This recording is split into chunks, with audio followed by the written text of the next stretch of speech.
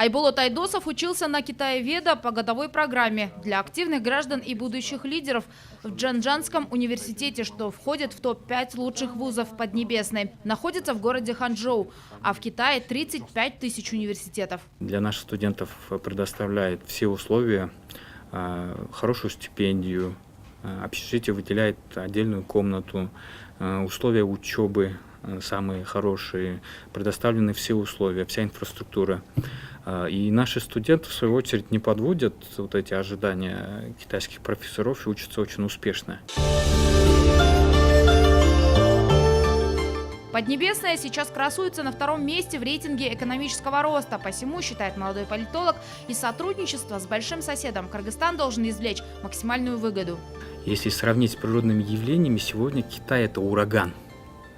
И Кыргызстан вместо того, чтобы строить стены перед этим ураганом, должен научиться строить мельницы. И использовать этот ветер для того, чтобы извлекать муку и максимально получать из этого выгоду. Потому что сегодня Китай запускает проект и еще и в интернет-сфере. Цифровой «Один пояс, один путь». И Кыргызстан мог бы стать информационным хабом для этого проекта. И через нашу страну могли бы идти эти заказы на Европу, и мы могли бы просто здесь зарабатывать на этом миллиарды долларов.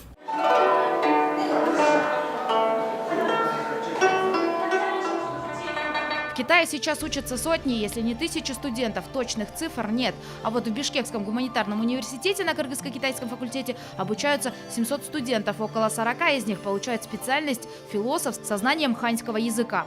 В 2016-2017 году было выделено 25 бюджетных мест для обучения в вузах Китая. Это в рамках двух наших соглашений, которые первое соглашение между министерствами образования и науки двух стран в области образования, а также в рамках ШОС, Шанхайской организации сотрудничества. За последний год было выделено 11 мест. За 2017-2018 год 24 места. Если взять на этот учебный год, в 2018-2019 учебном году в вузах Кыргызской республики обучаются свыше 350 студентов. В основном граждане Китайской Народной Республики выбирают такие специальности гуманитарного направления, как лингвистика, филология, таможенное дело, международные отношения. Впрочем, язык одной из древнейших цивилизаций мира изучают не только в вузах. По данным Минобразования, только в столице функционирует больше 40 курсов. Ширина Снакунова, Алмаз Нурманбетов, Общественный, Первый канал.